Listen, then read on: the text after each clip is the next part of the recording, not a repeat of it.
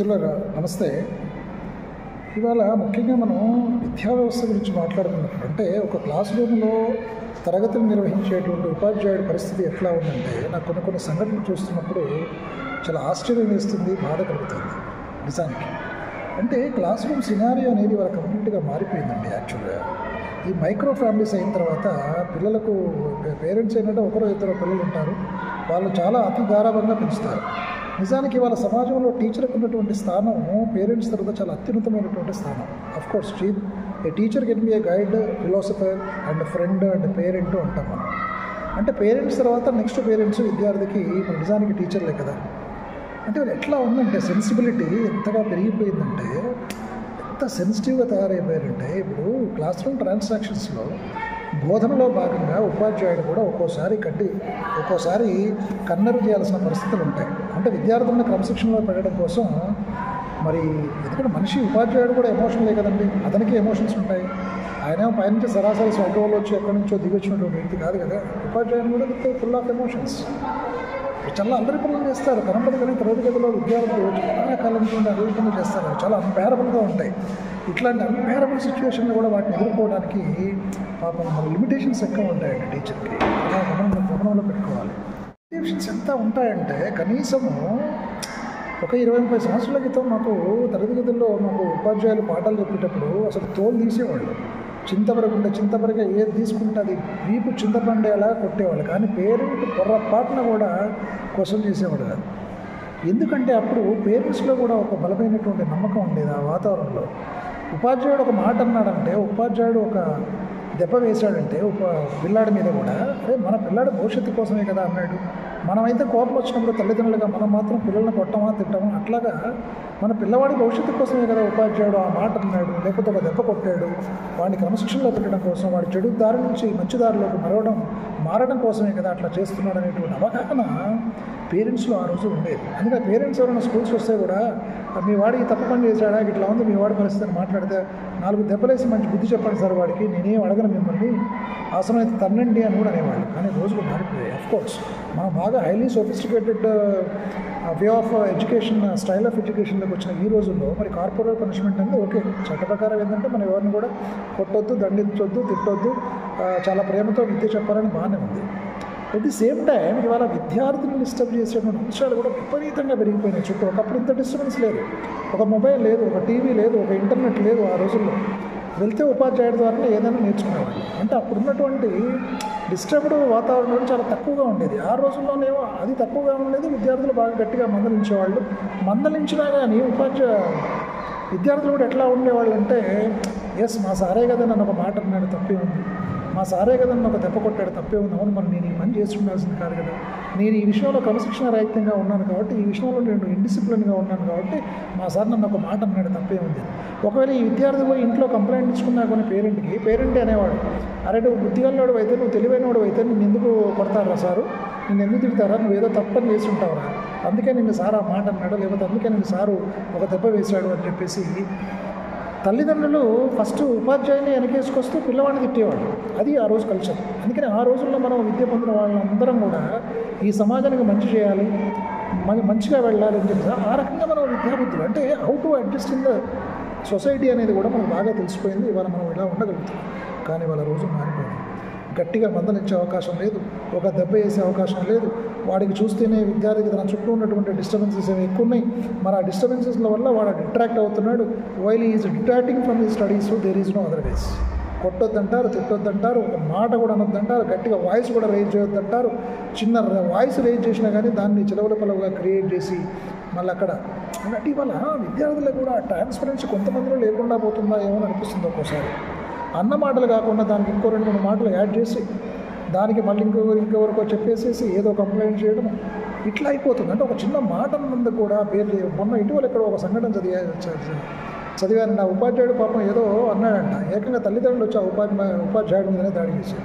స్కూల్లో ఒక ఉపాధ్యాయుడి మీదకి వచ్చి అలా దాడి చేస్తే రేపటి నుంచి ఆ ఉపాధ్యాయుడి పట్ల కానీ అక్కడ చదువు నేర్చుకునే విద్యార్థులకు కానీ ఎట్లాంటి భావన ఏర్పడుతుంది, ఆ విద్యార్థుల మనసులో ఎట్లాంటి భావన ఏర్పడుతుంది. అంటే ఉపాధ్యాయుడు మనల్ని ఏమీ అనడానికి లేదు, ఏమన్నా అన్నా సరే మనమే వెళ్ళి డైరెక్ట్గా ఏదైనా అనొచ్చు ఉపాధ్యాయుడు అనేటువంటి ఒక భావజాలం ఏర్పడిపోయి దాన్ని అడ్వాంటేజ్గా తీసుకొని వీళ్ళు మ్యానిపులేట్ చేసేటువంటి అవకాశం కూడా ఉంటుంది కదా. కాబట్టి ఎవరైనా నేనేమనుకుంటానంటే ఏదైనా ఒక చిన్న కంప్లైంట్ వచ్చినప్పుడు తల్లిదండ్రులు కూడా ఒకసారి పెద్ద మనసుతో ఆలోచించాలి. ఉపాధ్యాయులకు వ్యక్తిగతమైన శత్రుత్వం ఏముంటుందండి? పిల్లలు బాగా చదువుకోవాలి. ఇప్పుడు ముఖ్యంగా గవర్నమెంట్ అపాయింట్ చేసిన ఉపాధ్యాయులందరూ చదువు చెప్పండి, విద్యార్థులకు అందమైన భవిష్యత్తును అందించండి. ఆ దిశగానే పనిచేస్తారు కదా ఉపాధ్యాయులు. అఫ్కోర్స్ ఎవరో ఒకరిద్దరు ఉండొచ్చు, ఒకరిద్దరు ఉన్నంత మాత్రం అందరూ ఒకే కాడిని కట్టేసి ఉపాధ్యాయులు ఒక అంతా ఎట్లనే ఉంది అనడం కూడా ఎంతవరకు కరెక్ట్ చెప్పండి? అది చాలా రాంగ్ కదా. కాబట్టి తల్లిదండ్రుల సైడ్ కూడా ఒక విద్యార్థి గురించి ఏదైనా కంప్లైంట్ వచ్చినప్పుడు, విద్యార్థి ఏదైనా కంప్లైంట్ చెప్పినప్పుడు దాంట్లో నిజాలు ఏమిటి, వాస్తవాలు ఏమిటి, అబద్ధాలు ఏమిటి, నిజానికి అని ఉండాలి. Plus parents should have the soft corner towards teacher అండి. ఫస్ట్ అది మన పిల్లకి కానీ మన పిల్లవాడికి కానీ మరి చదువు చెప్పేటువంటి ఉపాధ్యాయుడి పట్ల ఒక రకమైనటువంటి సానుభూతి ఉండాలి పేరెంట్స్కి. ఎందుకంటే ఉపాధ్యాయుడికి వ్యక్తిగత స్వార్థం ఏముంటుంది? ఎందుకు కొట్టాలనిపిస్తుంది, ఎందుకు తిట్టాలనిపిస్తుంది? ఉపాధ్యాయుడికి మాత్రం అంత ఎమోషనల్ అవుట్బస్ట్ ఎందుకు అవుతారు ఉపాధ్యాయులు? ఎన్నోసార్లు చరణంగా చెప్పిందే మళ్ళీ చేసి మార్చుకోకుండా, పద్ధతులు మార్చుకోకుండా క్రమశిక్షణ రాహిత్యంతో ఉన్నప్పుడు ఆవేశం వస్తుంది. అయినప్పటికీ కూడా ఆ ఎమోషన్స్ని కూడా బాగా కంట్రోల్ చేసుకుని, అరే చదవమ్మా, చదువు నాన్న, చదవాలి కదా, ఏంటి అని చెప్పేసి 4-5 సార్లు అంటారు. ఎప్పుడో ఒకసారి పొరపాటున అరే ఎందుకు చదవరా అని చెప్పేసి ఒక ఉపాధ్యాయుడు ఒక దెబ్బేసాడు అనుకోండి, అయిపోయినట్టే. ఇక దాన్ని పెద్ద ఇష్యూ చేసేసి ఆ ఉపాధ్యాయుడు మళ్ళీ తలెత్తుకునేటువంటి పరిస్థితి ఉండదు ఆ స్కూల్లో. గబాలన ఏదో ఒక మాట ఇంటెన్షన్ ఉంది. అంటే మనం ఎప్పుడైనా ఒక వ్యక్తి ఏదైనా మాట అన్నప్పటికీ కూడా దాని వెనకాల ఉన్న ఇంటెన్షన్ చూడాలి మనం. అంటే ఏ ఇంటెన్షన్తో ఆ రకంగా హెచ్చరించాల్సి వచ్చింది, ఏ ఇంటెన్షన్తో అలానా పదం వాడాల్సి వచ్చింది ఉపాధ్యాయుడు అనే ఆలోచన పేరెంట్స్కి ఉండాలి, ఈ సమాజానికి ఉండాలంటాను నేను. ఎందుకంటే వ్యక్తిగతమైనటువంటి శత్రుత్వాలు ఏముంటాయండి? పొద్దున్న లేస్తే మళ్ళీ అదే ఉపాధ్యాయుడితో పిల్లలు పాఠాలు చెప్పించుకోవాలి. పిల్లలు ఉపాధ్యాయుడు మళ్ళీ రోజులో ఎక్కువ భాగం స్కూల్లోనే కలిసి ఉంటారు. మరి ఉపాధ్యాయుడికి ఆ మాత్రం ఛాన్స్ లేకపోతే ఇట్లాంటి నిర్బంధాల మధ్య, ఇట్లాంటి బెదిరింపుల మధ్య కూడా ఉపాధ్యాయుడు ఎట్లా పాఠం చెప్తాడు? క్లాస్ రూమ్ ట్రాన్సాక్షన్ ఎట్లా జరుగుతుంది? కాబట్టి ఈ విషయం గురించి తల్లిదండ్రుల్లో అవేర్నెస్ రావాలి, ఉపాధ్యాయులు కూడా కొంతమంది అవేర్నెస్ రావాలి. నాకు తెలిసి ఇప్పుడున్నటువంటి ఉపాధ్యాయులు ఎవ్వరు కూడా ఏ ఉపాధ్యాయులు కూడా నాకు తెలిసి పరుషమైన పదజాలం ఎవ్వరు వాడరండి. ఎవ్వరు పొరపాటున కూడా ఎట్లాంటి భాష వాడాలో ఆచితూచి భాష మాట్లాడుతున్న సందర్భం ఉంది. They are controlling their emotions like anything అండి. పిల్లలేమో విపరీతమైనటువంటి డిస్టర్బెన్స్, విపరీతమైనటువంటి డిసిప్లిన్ ఉంది. దీన్ని మెత్తగా డీల్ చేయాలి, ఇంకా సాఫ్ట్గా డీల్ చేయాలంటే అందరూ అన్ని రకాలైనటువంటి పద్ధతులకు లొంగరు. ఒక్కొక్కరికి ఒక్కొక్క మెథడ్ ఆఫ్ టీచింగ్ ఉంటుందండి. ఒక్కొక్క ఇండివిజువల్ స్టూడెంట్స్కి ఒక్కొక్క పద్ధతులు ఉంటాయి. ఒకడు కాస్త బెదిరిస్తే మారుతాడు, ఒకడు కాస్త ఒక మాట అంటే మారుతాడు, ఒకడు కాస్త వీపులో మెల్లగా అట్లా తట్టితో ఒక మాట అంటే, కానీ వీపులో మెల్లగా తట్టడానికి లేదు, గొంతెత్తి అరవడానికి లేదు, ఏదీ లేదు. ఇట్లాంటి నిర్బంధాల మధ్య నిజానికి ఇవాళ ఉపాధ్యాయుడికి పాఠం చెప్పడం అంటే కత్తి మీద సాములాగా మారిపోయింది. Everyday it has become a very dangerous జోన్లో ఉన్నారు ఇవాళ ఉపాధ్యాయులు అనిపిస్తుంది నాకు ఒక్కోసారి. అఫ్కోర్స్ మనము అంటే ఇక్కడ ఏమిటంటే ఉపాధ్యాయుడు ప్రేమతోనే పాఠాలు చెప్పాలి, కార్పొరేట్ పనిష్మెంట్ అనేది ఉండకూడదు. అది వాస్తవం, యథార్థం. కానీ సున్నితమైనటువంటి మందలింపు కూడా అవకాశం లేనటువంటి ఒక సమాజంలో మనం ఇవాళ ఉన్నాం. సున్నితంగా మందలించేటువంటి అవకాశం కూడా ఉపాధ్యాయుడికి లేనప్పుడు విద్యార్థి పరివర్తనలో ఎట్లా మార్పు వస్తుందండి? విద్యార్థి ప్రవర్తనలో ఎట్లా పరివర్తన వస్తుంది? ఎట్లా మారుతాడు విద్యార్థి?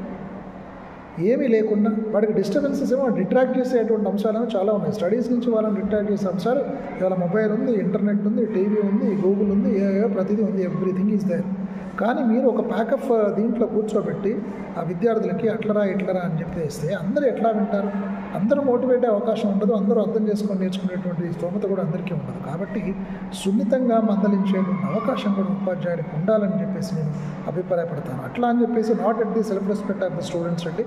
ఇవాళ ఉన్నటువంటి విద్యార్థులు, ఇంటలెక్చువల్స్, ఉపాధ్యాయులు ఎవరు కూడా మరి ఆటోమేటిక్గా పాపం చాలా ఓపికతోనే మరి ఏమాత్రం తిట్టకుండా కొట్టకుండా కూడా మరి విద్యార్థులకు విద్యను అందిస్తున్నారు. ఇట్లాంటి వాటి వల్ల మంచి ఉపాధ్యాయులు కూడా మనకి వాళ్ళకు కూడా ఒక రకమైనటువంటి విరక్తి వచ్చేస్తుందండి. అంటే వ్యవస్థలో ఆ చుట్టూ ఉన్నటువంటి ప్రలోభాలు, డిస్టర్బెన్సెస్ ఎక్కువ ఉన్నప్పుడు, స్టడీస్ని డిట్రాక్ట్ చేసే అంశాలు ఎక్కువ ఉన్నప్పుడు కనీసం సున్నితంగా మందలించడం అయినా ఉండాలి. ఆ సున్నితంగా మందలించేటువంటి రైట్ అన్న కనీసం ఉపాధ్యాయుడికి ఉండాలని నేను అనుకుంటాను. అట్ ది సేమ్ టైం ఉపాధ్యాయులకి విద్యార్థులకి మధ్య ఇప్పుడు తల్లిదండ్రులు ఉంటారు, తల్లిదండ్రులు అనుసంధానకర్తలుగా ఉండాలి. ఎప్పుడు మీటింగ్ పెడితే అప్పటికి స్కూల్లో మీటింగ్స్ రావాలి, తమ పిల్లలు ఏం చదువుకుంటున్నారు, ఏముంది, ఎక్కడ వేరే బోర్డ్స్ అనేది రావాలి. వస్తే అప్పుడు తల్లిదండ్రులకు టీచర్ల మధ్య కూడా ఒక రకమైనటువంటి కమ్యూనికేషన్ ఏర్పడుతుంది. ఆ కమ్యూనికేషన్లో ఏమవుతుందంటే మీ పిల్లవాడు ఈ స్టేజ్లో ఉన్నాడు, మీ పిల్లవాడి ప్రవర్తన ఇట్లా ఉంది, క్లాస్ రూమ్లో వీడు ఇట్లా ఉన్నాడు, దాంట్లో ఇట్లా ఉన్నాడు, ఈ సబ్జెక్ట్ ఇట్లా ఉన్నాడు, మీరు బిహేవియరల్ ప్యాటర్న్లో ఇట్లా ఉన్నాడు, మీ ఇవ్వడం చెప్పుకునే అవకాశాలు ఉంటాయి టీచర్కి కూడా. మళ్ళీ ఒకవైపు పేరెంట్స్ మీటింగ్ పెడితే పేరెంట్స్ ఎవరు రారండి. రానప్పుడు పిల్లవాడి గురించిన సమాచారం పేరెంట్కి ఎట్లా తెలుస్తుంది? అట్లా కాబట్టి పేరెంట్ మీటింగ్స్ కూడా పేరెంట్స్ రావాల్సిన అవసరం ఉంది. వాళ్ళ పిల్లల భవిష్యత్తు కోసం రావాలండి. ఎంత బిజీగా ఉన్నా మన పిల్లల భవిష్యత్తు కంటే ఇంకా బిజీ ఉందండి మనకి. ఒక గంట మనం వెచ్చించలేకపోతే ఎట్లా పిల్లల కోసం? కాబట్టి పేరెంట్స్ రావాలి, పేరెంట్స్ మీటింగ్ కూడా కండక్ట్ చేయాలి. పేరెంట్స్ అనేవాళ్ళు పిల్లలకి ఉపాధ్యాయులకు మధ్య సంధానకర్తలుగా ఉండాలి. అప్పుడు మాత్రమే పిల్లవాడు అభివృద్ధి దిశగా మనం ప్రయత్నం చేసేటువంటి అవకాశం ఉంటుంది. మరి చిన్న చితగా ఏమైనా కంప్లైంట్స్ వచ్చినా కానీ లెర్నింగ్లో భాగంగా టీచింగ్ అండ్ లెర్నింగ్ ప్రాసెస్లో in the course of teaching and learning only మరి ఏ ఉపాధ్యాయుడైనా కాస్త గట్టిగా మందలించే అవకాశం ఉంటుంది. గట్టిగా మందలించినంత మాత్రాన దాన్ని మనం వెంటనే స్వీకరించేసేసి ఉపాధ్యాయుడి మీద దాడి చేసేటువంటి పరిస్థితికి ఈ సమాజం దిగజారకూడదని నేను కోరుకుంటున్నానండి. ఎప్పుడైతే మనం ఒక కంప్లైంట్ పిల్లల నుంచి రాగానే పిల్లల సంబంధం, అఫ్కోర్స్ మన పిల్లల మీద మనకు ప్రేమ ఉంటుంది, ఉపాధ్యాయులకు మాత్రం పిల్లలు లేరా? వాళ్ళ పిల్లల మీద వాళ్ళకి ప్రేమ ఉండదా? కానీ మన పిల్లవాడు టీనేజ్లో ఉన్నటువంటి పిల్లవాడు రకరకాల ఎమోషనల్ డిస్టర్బెన్సెస్లో కూడా వాళ్ళు ఉంటారు. వాళ్ళ డిట్రాక్షన్స్ కూడా వేరే ఉన్నాయి, డిస్టర్బెన్సెస్ కూడా చాలా ఉన్నాయి. కాబట్టి వాటన్నిటి దృష్టిలో పెట్టుకొని నిజంగా వీడి ప్రవర్తనలో ఏమైనా చెడు ఉందా, ఈ ప్రవర్తనలో ఈ డిసిప్లిన్లో ఏమైనా తేడా ఉందా, లేకపోతే ఉపాధ్యాయుడు ఎందుకంటాడు అని ఒకసారి విచారించి ఉపాధ్యాయుడికి ఆవేశం రావడానికి కారణం ఏంది, ఉపాధ్యాయుడు మందలించడానికి కారణం ఏంది తెలుసుకుని ఆ తర్వాత నిర్ణయం తీసుకోవాలి. కానీ జెన్యూన్గా ఏదైనా రీజన్ ఉంటే అడగవచ్చు, ఎందుకంటే ఇట్లా ఉందండి, ఇట్లా మా వాడి పరిస్థితిని చెప్పుకోవచ్చు.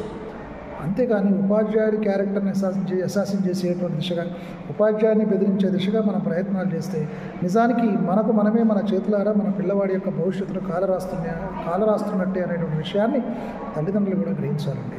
కాబట్టి తల్లిదండ్రులకు పిల్లలకు మధ్య, మరి పిల్లలు ఉపాధ్యాయులకు మధ్య తల్లిదండ్రులు సంధానకర్తలుగా ఉండి పిల్లల అభివృద్ధి దిశగా పనిచేయాలి. ఈ ట్రెండ్, ఈ మైండ్ సెట్ కొంతవరకు మనకు మారాలి. అఫ్కోర్స్ కార్పొరేట్ పనిష్మెంట్ అని ఎవరు కూడా సమర్థించని వాళ్ళ సమాజం ఎంతో సోఫిస్టికేటెడ్గా ముందడుగు వేస్తుంది. ఆధునిక యుగంలోకి వచ్చేస్తాం మనం. పిల్లలకు ప్రేమతోనే పాఠాలు చెప్దాం. ప్రతి విద్యార్థి, ప్రతి ఉపాధ్యాయుడుగా ప్రేమతోనే పాఠాలు చెప్పాలనుకుంటాడు. కానీ చిన్న చిన్న అంశాలు ఎక్కువ ఇండిసిప్లిన్ ఎక్కువ ఉన్నటువంటి విద్యార్థులు కాస్త మందలింపుతోటి, సున్నితమైనటువంటి మందలింపుతోటి అయినా మరి ఉపాధ్యాయుడు చదువు చెప్పేటువంటి ఆ స్వేచ్ఛ తల్లిదండ్రులుగా మనం ఉపాధ్యాయులకు ఇవ్వాలి. మరి అధికారులు కూడా కొంత అర్థం చేసుకోవాలి. ఆ రకమైనటువంటి ప్లానింగ్తో ముందుకెళ్తేనే ఒక విద్యార్థి యొక్క అభివృద్ధి కొనసాగుతుంది. ఎందుకంటే డిట్రాక్షన్స్ ఎక్కువ ఉన్నాయి, డిస్టర్బెన్సెస్ ఎక్కువ ఉన్నప్పుడు మనం కొంత సున్నితమైనటువంటి మందలింపుతో ముందుకు వెళ్ళాలి. అట్లా అని చెప్పేసి న్యాయపరంగానే చట్టానికి లోబడి ఆ పిల్లవాడి యొక్క అభివృద్ధికి ఏదైతే కావాలో ఆ రకంగా అట్లా అని చెప్పేసి మన పిల్లలను బాగా నర్వస్ చేసే విధంగా కూడా మనం అన్పార్లమెంటరీ లాంగ్వేజ్ ఎవరు యూజ్ చేయకూడదండి. ఎవరు యూజ్ చేయాల్సిన అవసరం లేదు. ఇవాళ ఉపాధ్యాయులు ఎవరు కూడా యూజ్ చేయరు. బట్ ఉపాధ్యాయుడు కూడా ఒక మనిషి అన్నటువంటి విషయాన్ని గుర్తుపెట్టుకోవాలి. ఆయన కూడా ఎమోషన్స్ ఉంటాయి. ఆ ఎమోషన్లో ఏదైనా ఒకటి రెండు అవుట్ బస్ట్ అయినా ఫ్రెండ్లీగా దాన్ని అర్థం చేసుకున్నప్పుడు మన పిల్లలు ఉంటారంటే మన తల్లిదండ్రులుగా మన పిల్లలు ఏమైనా తప్పు చేస్తే మనం మందలించామా, ఒక మాట అనమా, ఒక దెబ్బ కొట్టమా? అట్లాగే మన ఉపాధ్యాయుడు కూడా తల్లిదండ్రుల తర్వాత తల్లిదండ్రులు అంటే వాడు కదా, అది కూడా గుర్తుపెట్టుకోవాలి. ఈ విషయాలన్నీ కూడా ఏంటంటే బాగా పాఠాలు చెప్పేటువంటి ఉపాధ్యాయులు మరి ఈ రకమైనటువంటి కొంత స్పేస్ ఉంటే డెఫినెట్గా వాళ్ళు ఈ సమాజానికి ఉపయోగపడేటువంటి భావి భారత పౌరుని తయారు చేసే వీలుంటుంది. కాబట్టి పేరెంట్స్ కూడా ఈ దిశగా అర్థం చేసుకోవాలి. మరి ఉపాధ్యాయులు కూడా కాస్త, మామూలుగా ఉపాధ్యాయులు బాగానే ఉన్నారు, బాగా పాఠాలు చెప్పేటువంటి ఉపాధ్యాయులు ఎవరు కూడా మన పిల్లలు అనుకుంటారు అంతే, ఒక సున్నితంగా మొదలిస్తారు అంతే తప్ప కొట్టాలని ఎవరికి ఉంటుందండి, శత్రుత్వం ఎవరికి ఉంటుంది చెప్పండి. కాబట్టి ఏదైనా కంప్లైంట్ రాగానే వెంటనే కంప్లైంట్ వచ్చింది హాట్ అది ఇది అని చెప్పేసి ఉపాధ్యాయుల మీద కూడా దాడి చేసి, ఉపాధ్యాయులను వన్ సైడ్ చేసి, ఉపాధ్యాయులను బ్లేమ్ చేసేటువంటి సంస్కృతి పోవాలండి. అప్పుడే మన విద్యా వ్యవస్థ బాగుపడుతుంది, పిల్లల భవిష్యత్తు కూడా అందంగా తయారవుతుంది అని నా ఉద్దేశం. This is only my opinion అండి, అంతే. With affection only everybody is ready to teach children, అంతే. కావాలని ఎవరు చేయరు. అంటే ఏదైనా ఒక ఇన్సిడెంట్ జరిగినప్పుడు దాని వెనకాల ఉన్నటువంటి ఇంటెన్షన్ మనం చూసుకోవాలి. చట్టాన్ని ఎవరు చేతిలోకి తీసుకోరు, అందరూ ప్రేమతోనే పాఠాలు చెప్తారు. అందరూ తండ్రి తల్లి రక్షణ లాంటి, తండ్రి రక్షణ తల్లి ప్రేమ లాంటి ఒక భావజాలంతో పాఠాలు చెప్తారు ఉపాధ్యాయులందరూ కూడా అనే విషయాన్ని గుర్తుపెట్టుకోవాలి. మరి ఉపాధ్యాయుడు కూడా మరొక హ్యూమన్ బీయింగే కదా, అతనికి కూడా ఎమోషన్స్ ఉంటాయి. వాళ్ళ పిల్లల్ని ఎట్లా చూసుకుంటారో తరగతి గదిలో విద్యార్థులను కూడా అట్లానే చూసుకుంటారు జనరల్గా. కానీ కొంచెం అన్న స్పేస్, సున్నితంగా మందలించే అవకాశం కూడా ఇవ్వకుండా ఉన్నప్పుడు పిల్లల్లో ఇండిసిప్లిన్ ఏముందంటే కొంతమంది అనుకుంటారా ఇంత ఆవేశపడి నేను చెప్పాల్సిన అవసరం ఏముంది అని చెప్పేసి ప్యాసివ్ అయిపోయారు అనుకోండి ఉపాధ్యాయుడు. అప్పుడు ఎవరికి నష్టం? పిల్లలకే నష్టం.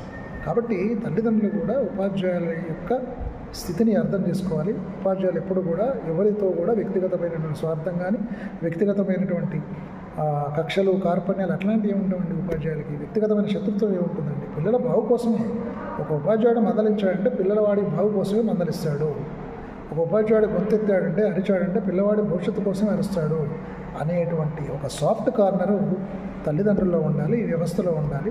అప్పుడు ఈ సమాజం బాగుపడుతుంది, ముఖ్యంగా విద్యా వ్యవస్థ బాగుపడుతుందని చెప్పేసి నా ఆలోచన అండి. Just I wanted to share my opinions with you.